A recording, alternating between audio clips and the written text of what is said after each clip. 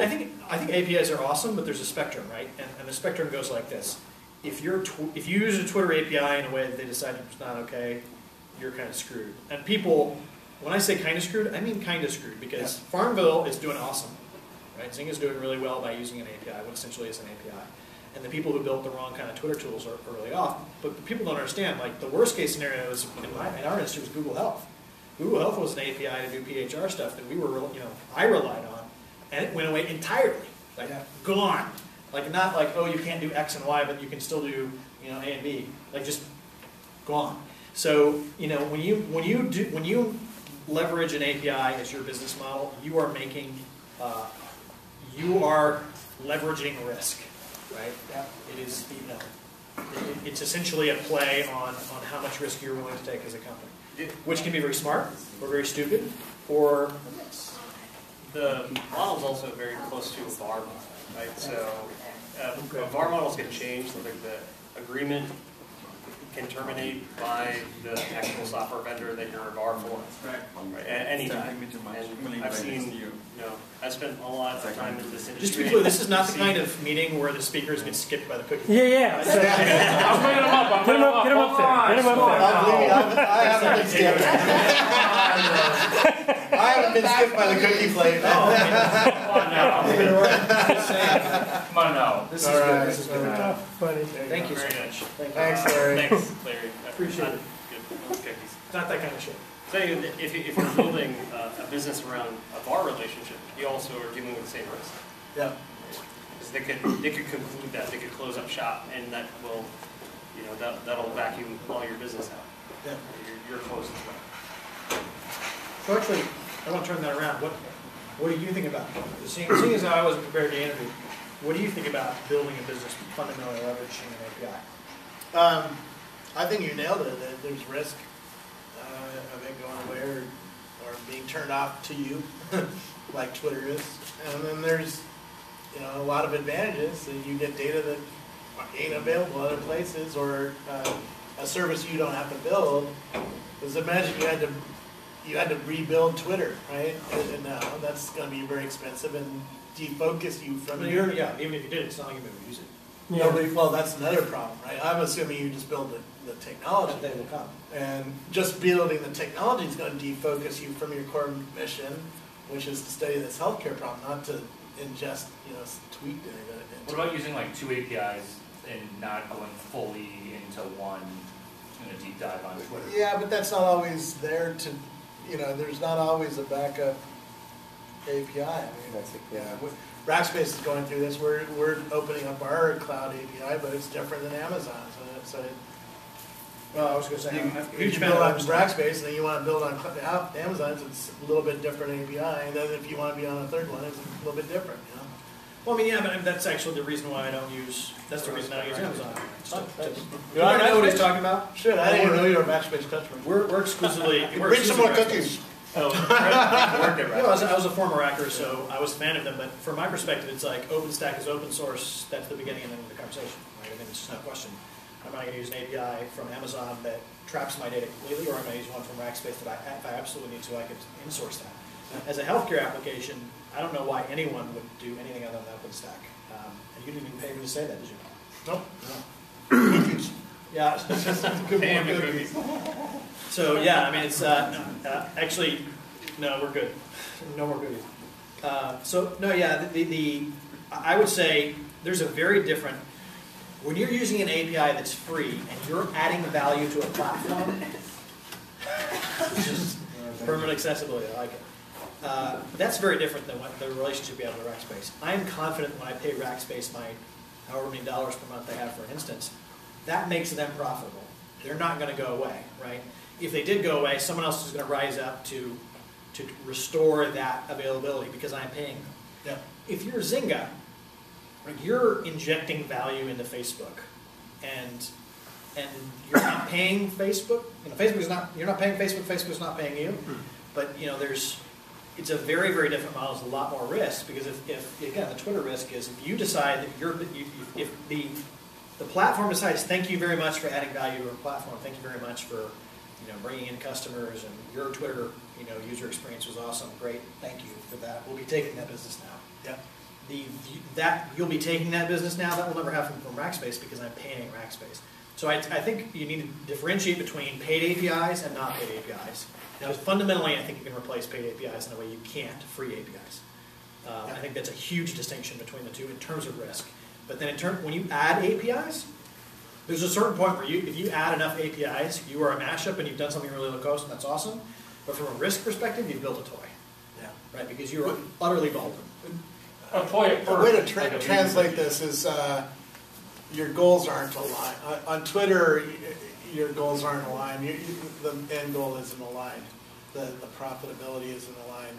Twitter's profitability does not depend on me. At Rackspace it does, right? You paying me, our goals are aligned. There's some alignment there. And if I turn you off, I have to decide not to take your money, which is a painful choice, right?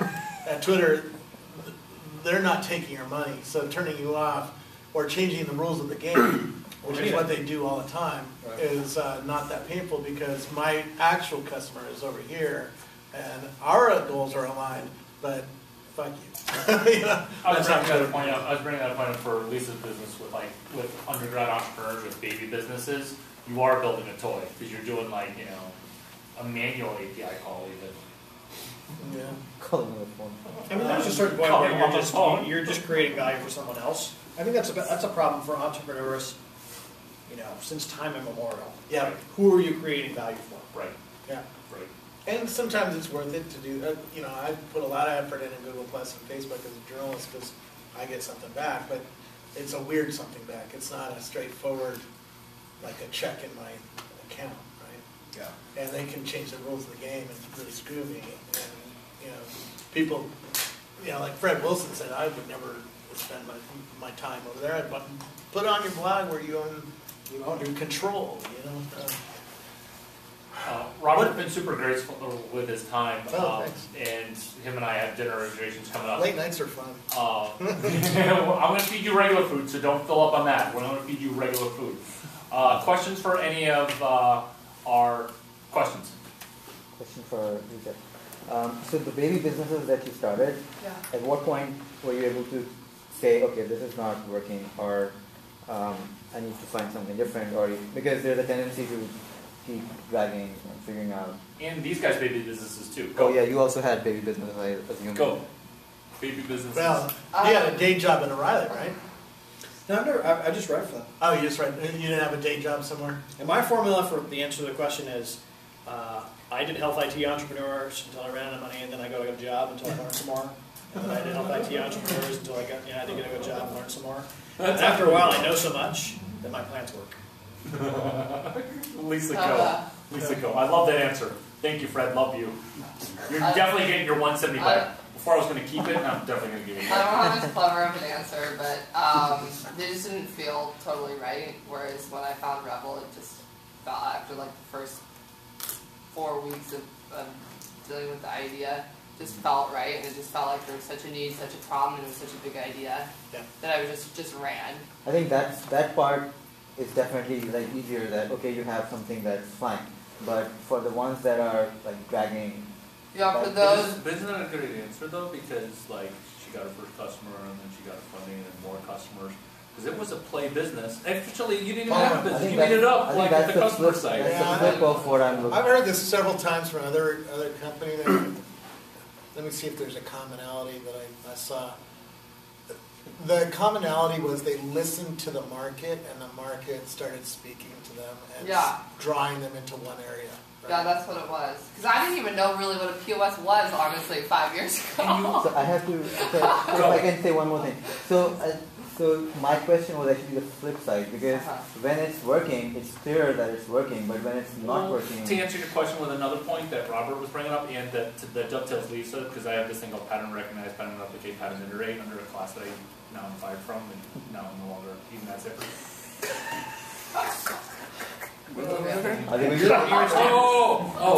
Never underestimate how the market, I know, never underestimate how...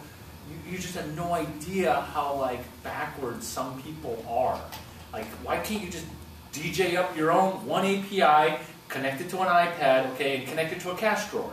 I mean, it's not like they spent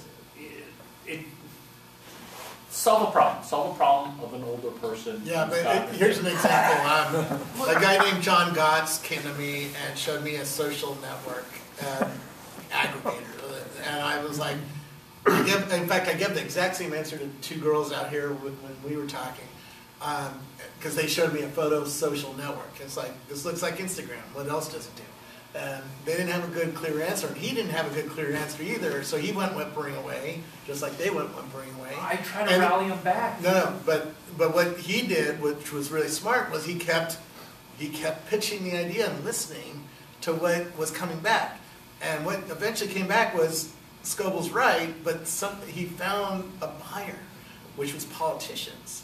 Politicians needed an aggregator, and so now he's building a nation builder competitor. And he's doing really well. He's going to be the Republican nation builder, right? Nation builder started by a bunch of former Facebook guys selling this social network to Democrats. Well, he's doing the same thing to the Republicans. They don't want to buy the Democrat one, right? You need to have a dashboard. So even if it's a baby business, when you go into it at the start, you need to set yourself some objectives that are measurable. So that you should never find yourself in a position where you're thinking, well, I'm not sure if this is going well or not. You should always be in a position to say, well, how am I doing against the measurable objectives that I set? So you have to define a goal, and that goal could be aggressive or it could be... Yeah, I don't know if that's really true, though. I talked to the Airbnb guys. They worked for 1,000 days. 1,000 days without getting anything. But I must have had expectations that it was okay. They kept going. I think when you meet a real entrepreneur, they're fucking crazy, and they're going to do their idea until they figure it out, right? Yes, but so their expectations are... Or they fail. And even my friends who are failing are still trying after 10 years to do the same thing. One answer to that question, and there's a tendency for the captain to go down with the ship. Same way. Right? There's a tendency for the ship. Right? You're building a failing business. You built a business that is going to fail, but you will go down with it. And there's nothing that's going to keep you off of that ship. So the answer to your question is that you're going to go down with that ship. I think that's why that's totally negative. And he's right. Hold on. Right, but that's totally. Let me turn the opposite side. Let's unify what Airbnb is doing with 1,000 days and with what we're doing, which is to say we get really customers, we listen to them early. We have to find a way to be ruthless with your ideas. Right? You have to find a way to be ruthless with your own ideas. Okay. And this is not a natural relationship that people have with their own ideas. The Airbnb people may have worked for 1,000 days, but there was a process there where they were saying, we have a good idea and we're being ruthless with it and we're making it better and better and better and better and better, and then it works. Right? The way that you can be, the easiest way to be ruthless with your own ideas is to let your customers do it. Right? Because then it's the lean process. It's just like, no one's willing to pay me for this. It's a bad idea. Moving right along, right? That's the lean method. I think there's more than one way to do that, though. But I think all successful entrepreneurs, ultimately, they have to convince someone at some stage to give them money in exchange for value they've created. So the only way to do that is to be right about the value, and the only way to do that is to have the right idea. And the only way to do that is to let go of all the crappy ideas that you have, right? So find a way to be ruthless with your own ideas. And Airbnb sold cereal at the Democratic National Convention to then parlay into rooms. Lisa, well, that was to try to get their model to work. Their model was always to build a marketplace of hotel rooms and stuff, and they were trying to build promotional ideas. It just happened that they couldn't pay the rent, so they ate the cereal. They worked for 2.5 years for the same idea. 1,000 days. It took 1,000. If you look at the graph that they show at Y Combinator, it's online. It's 1,000 days. I mean, they had good days, and then it went back down, and then it started working after 1,000 days. So I like that story because if you don't stick in there, that's why I asked you that question. If you don't stick in, you might lose. If you have a good idea, you might give up too early. And our chairman at Rackspace says he could have sold the week of 9/11. Rackspace was going to get sold. He was going to sell Rackspace, right? And 9/11 happened, and the deal went away, and he was stuck with now $1 billion in his pocket. It's like, that was actually, in hindsight, a good day, but it probably didn't feel that way that week. It probably felt like the world was aligned against him that week. Lisa, what did you have to add? the captain going out with the ship. Oh yeah, I think I think it's a fine line between like when to pivot and when to not, and it's like a fine line.